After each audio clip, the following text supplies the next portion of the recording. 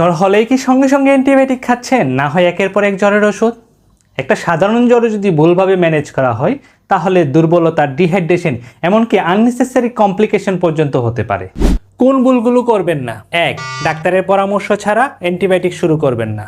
এটা সবচেয়ে বড় ভুল, কারণ 10টা জ্বরের মধ্যে 8 থেকে 9টা জ্বরই ভাইরাল, মানে ভাইরাস দ্বারা আক্রান্ত হয়। এতে কোনো অ্যান্টিবায়োটিকের প্রয়োজন নেই। 2.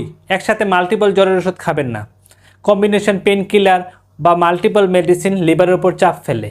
3. শরীরকে অতিরিক্ত ঠান্ডা ট্রিটমেন্ট দেওয়া থেকে বিরত রাখুন। অনেকে আইস বাথ বা খুব ঠান্ডা পানি ব্যবহার করে, এটা শরীরের ন্যাচারাল টেম্পারেচার সিস্টেমকে ডিস্টার্ব করে। 4. ওয়ার্নিং সাইন ইগনোর করা যাবে না। সব জ্বরই নর্মাল না। এই লক্ষণগুলো থাকলে দেরি না করে ডাক্তার দেখাবেন। জ্বর 3 দিনের বেশি থাকা, খুব বেশি দুর্বল, মাথা ঘুরালে, শ্বাসকষ্ট হলে, শরীরে র্যাশ থাকলে, শরীরে প্রচণ্ড ব্যথা থাকলে, রক্তক্ষরণ বা ব্লিডিং টেন্ডেন্সি থাকলে মনে রাখবেন জ্বর কোনো রোগ না, এটা শরীরের ওয়ার্নিং সিগন্যাল। সঠিকভাবে হ্যান্ডেল করলে বেশিরভাগ ক্ষেত্রেই ভয় পাওয়ার কিছু নেই। ভিডিওটি ইউজফুল লাগলে লাইক, শেয়ার করুন আর এমন সিম্পল মেডিকেল অ্যাওয়ারনেস ভিডিও পেতে সাবস্ক্রাইব করুন।